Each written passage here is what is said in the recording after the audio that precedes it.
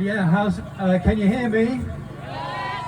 I want to thank the organisers for the invitation to speak on behalf of Jewish Action for Palestine Manchester, and also the Jewish Voice for Liberation. So I don't think we should be distracted by other people talking. So just I'm going to ask you, brothers and sisters, to listen to my words, because I feel that it's appropriate to talk in this way, because life is precious. We all know that. The lives of our mothers, the lives of our fathers, the lives of our sons and our daughters, they are all precious, and we share this human emotion, all of us, every human being.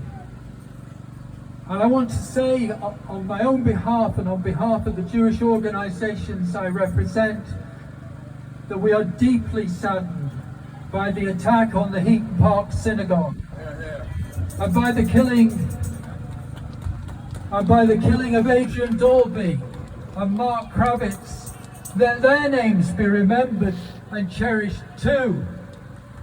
And we mourn their loss and offer our support to their loved ones, their families and community, and all the families involved, and all the various communities across the country. And I want to say this: there is not one Jewish community. We are diverse like everyone else. We include Haredi Jews, very many of whom are strongly anti-Zionist. We include secular Jews like me. We include a huge variety of different religious organizations, and the people who try to tell you that there is only a single voice for the Jewish communities, plural, are misleading you, and they are using it in a dangerous and damaging way, which I'll explain in a moment. So I want to also say that we've also been deeply moved by the widespread expressions of sympathy and solidarity we've received from our comrades and friends across the country, but particularly in the Palestine solidarity movement, and particularly here on these marches here in Manchester, in which we've walked together, Jews, Muslims, Christians, people of many and no faith, no formal religious faith.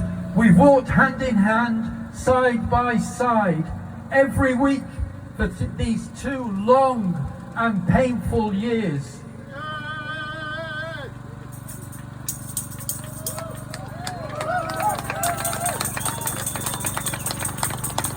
And we express our sorrow and our grief about the slaughter of so many Palestinians. And grief goes across these lines. It doesn't belong to any one community. We share it. So each individual is precious, unique. And as Norma said, the children's names will be read out today. So many names, so many hours. It's almost inconceivable. And the pain and the loss of each unique human being. But there's an additional horror in Gaza, as we know. Because apart from the loss of each unique human being, this is a genocide. And I mean that as a lawyer, in the terms set out in the Genocide Convention of 1948, acknowledged by all the world's leading experts and scholars in genocide, although still cynically, officially denied by Starmer and our politicians. He can't acknowledge it. Why not? Because once they say they recognize it's a genocide, the legal requirements kick in. and he has to do something. Fine words will be no good after that. He'll have to start banning the export of arms entirely. They're still sending F-35 parts. He'll have to stop all the trade deals and the diplomatic cover. So he's not going to admit it. And of course, it's clear that this is an attempt to destroy the Palestinian people in whole or in part. Those are the words from the convention. So Starmer and his team have been spreading the lie that our marches are a threat to Jewish people in the UK. As always, they try to confuse the terms Jews, Israelis, and Zionists. These are utterly different categories. And anybody who sits down to think about it will see how much harm is caused by that kind of deliberate confusion.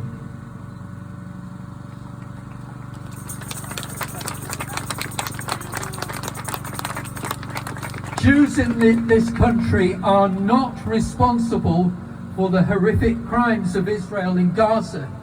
There's one example for you. And that confusion can cost lives. We know that. We know that in Manchester now. So, the other confusion, of course, the confusion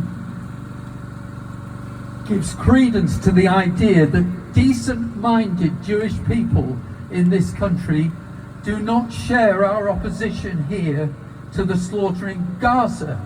Of course they do. So that's all the more reason why we shouldn't give in to the pressure to say that somehow our marches are harmful to Jews. Quite the contrary. I believe we are expressing what the decent-minded Jewish people will think, that there has to be an end to the horror and the genocide in Gaza. These are not hate marches. I have personally experienced no hate at any time, and I've been coming every week for 2 years. I want to tell you, and this moves me close to tears, because I've experienced great kindness and solidarity.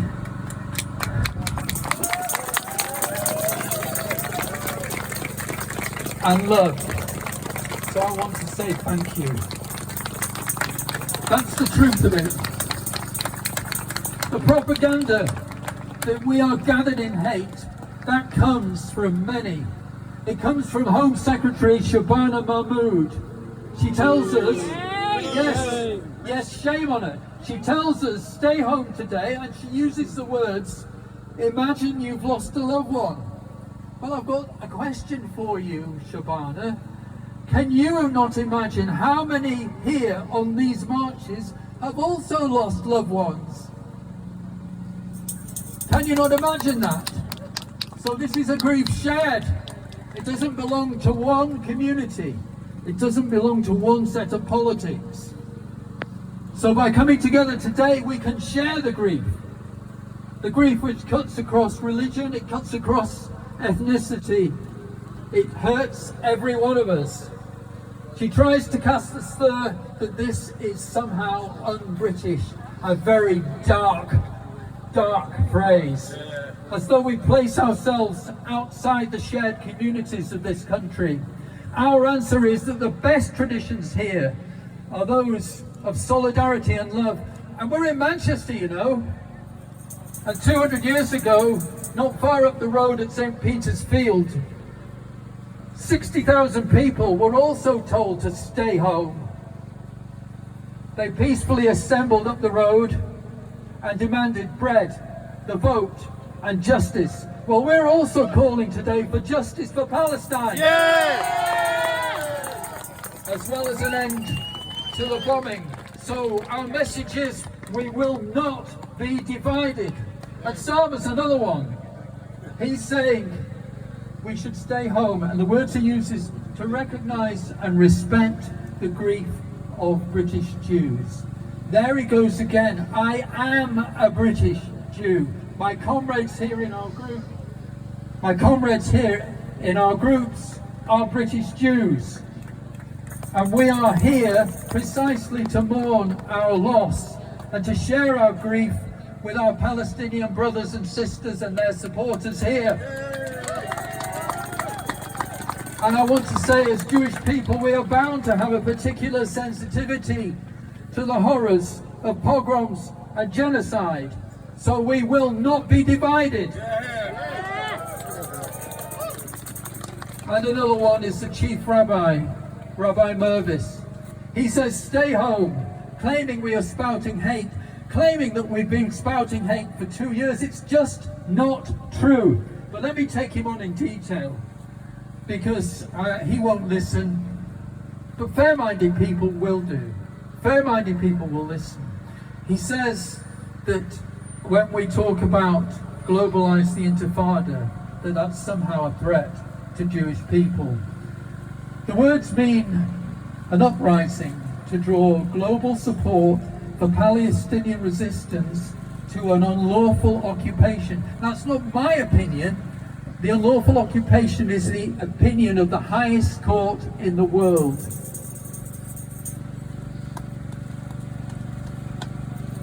So, part of what the globalizing the Intifada involves is not just this kind of demonstration and march. It's also the various activities across the world. In Italy, there have been strikes and blockades.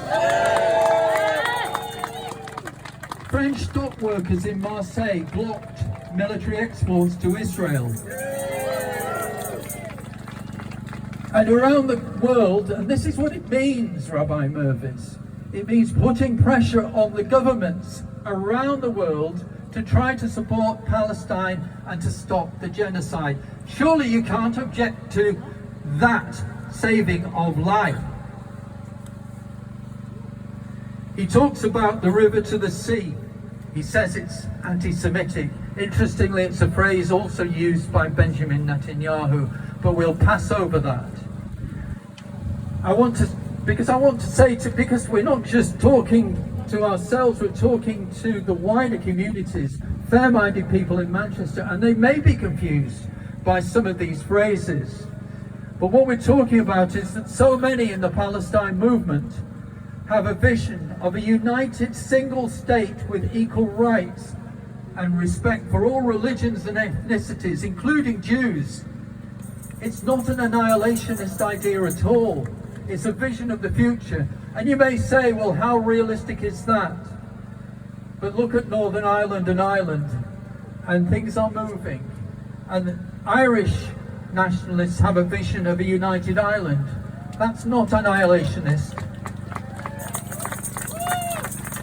So whatever the motivation of the perpetrator of the terrible attack on the synagogue in Heaton Park, and it seems from the information released today that this may have been connected to online hatred. And we know, of course, that racism, anti-Semitism and Islamophobia are extremely serious threats. But I want to say this. On these marches, I am confident that such a kind of lone wolf spouting hate would have been challenged. And that's yet another reason for us all to come together rather than sitting at home in isolation, maybe agonizing about material we see on our screens. By coming together here, we can gain the wisdom of our community, and we can reason with and stop the kind of hatred that it appears that this person was seduced by. So, of course, I want to say we all recognize and condemn the increase in anti-Semitic conspiracy theories on social media. But I want to add to that there's been dog whistle phrases in the speeches of far too many mainstream politicians. Huge hypocrisy, claiming to be anti-racist and yet sending the message about migrants and foreigners. I want to just come to the end in a moment. I want to say something about Israel. And Israel, of course, is totally dependent on the support of its Western allies, particularly the US. And if Trump tells them to stop, please God, they'll stop. He hasn't done until today. And Israel routinely exploits anti-Semitism in order to create fear. And it helps it to sustain its occupation, its unlawful occupation, and its actions in Gaza, its genocidal actions. And I want to point you to the words and actions of Netanyahu and the Israeli state when they claim to act on behalf and to represent all Jews worldwide. They are placing Jews everywhere. They are placing Jews everywhere at increasing risk of violence. It goes back to that confusion about Jews, Israelis, and Zionists. Don't let them confuse you. So, we will not rest. We will not abandon the streets until we see an end to this genocide, until Palestine is free.